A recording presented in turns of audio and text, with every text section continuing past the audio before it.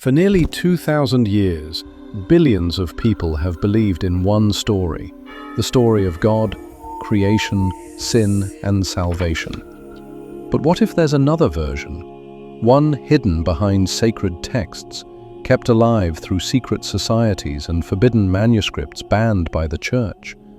This isn't just a retelling of Christianity, it's the other side of it. The version whispered through history, the one that asks a dangerous question. What if the God we've been worshipping is not the true creator at all? The official story.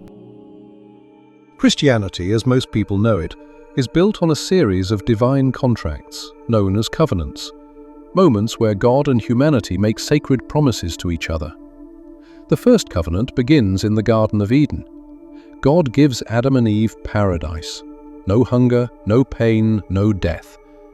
But there's one rule: do not eat from the tree of knowledge of good and evil. They disobey, and for that act of curiosity, humanity is cast out. It's the first story of sin, a fall from innocence that explains why we live in a world of labor, pain, and mortality. Then comes Noah. Humanity, now corrupted by greed and violence, becomes unbearable to God. He decides to wipe the earth clean with a great flood. But one man, Noah, is spared. He builds the ark, survives the deluge, and receives a new promise. God will never again destroy the earth. This is the covenant of mercy. But the world still turns dark, and God looks for a righteous man, Abraham, through whom he will build a new nation, Israel. Abraham's descendants will become the chosen people, destined to inherit a sacred land, the Promised Land. When those descendants fall into slavery in Egypt, God raises Moses to lead them to freedom. Through Moses, he gives humanity divine law, the 10 Commandments written in stone. It's a new covenant, a promise that obedience will lead to divine favor. Generations later, King David rises as the ruler of Israel. God tells him, "Your bloodline will rule forever. Israel shall always be my chosen nation." This becomes the Davidic covenant, the promise of eternal kingship. But power corrupts, and the chosen people begin to worship false gods. They lose their faith, their empire collapses, until one man appears, a carpenter's son named Jesus. The New Covenant. Jesus enters history as the fulfillment of prophecy. He preaches love, forgiveness, and truth, but, more importantly, he creates a new covenant between God and all humankind. His death and resurrection symbolize freedom from original sin, the disobedience that began in Eden. Through Jesus, the gates of heaven open not only for Israel, but for everyone. That's the official, canonical version, the story billions believe in. But even early Christians questioned it. They asked, if God is all-knowing and loving, why banish Adam for seeking knowledge? Why destroy the world in a flood only to see it filled with evil again? And why send his own son to die for the sins of others? None of it seemed logical. And so began a search for answers, answers found not in churches, but in the hidden books. The forbidden knowledge. 2 ancient texts banned from the Bible reveal an entirely different story: the Book of Enoch and the Gospel of Thomas.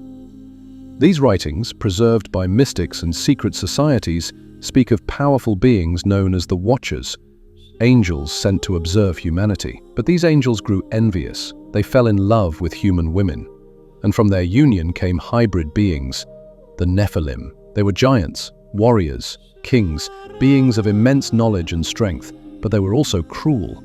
They enslaved humankind and ruled as gods over men. So when the Great Flood came, it wasn't to punish humans, it was to destroy the Nephilim. But there's a problem. The Nephilim were half divine. Their spirits couldn't die. When their bodies were destroyed, their souls remained, trapped between worlds. They became the demons of the underworld. And according to the esoteric view, their bloodlines never vanished. They live on, hidden in the families of kings, rulers, and the world's most powerful elites. That, they say, is why power never truly changes hands. The true God and the false creator. Here's where the story takes a cosmic turn. In the secret teachings of the Gnostics, there exists a being beyond all gods, the monarch, the true source of existence. From the monarch came emanations, divine beings called eons, who shaped the universe through thought, vibration, and will. But one of these eons, a female spirit named Sophia, acted without permission. In her pride, she tried to create life on her own, and gave birth to a flawed being, the Demiurge. The Demiurge was blind to the higher worlds. He thought he was the only god, and in his ignorance he created our material universe, the world we live in, a world of suffering, death, and imperfection. He is the jealous, vengeful God of the Old Testament, the one who punishes, destroys, and demands worship. But the monarch, the true God, exists beyond him, pure and infinite. According to this view, humanity's souls come from the monarch, divine light trapped in the Demiurge's physical prison. Our world is not heaven's creation, but a cage. And every human being carries a spark, a piece of the original light, waiting to awaken and return home. The mission of Jesus. Now the story of Jesus takes on an entirely new meaning. He wasn't sent by the Demiurge, but by the monad. He came to reveal the truth, that the world we see is an illusion, a shadow cast by a false god. That's why he said, "The kingdom of God is within you."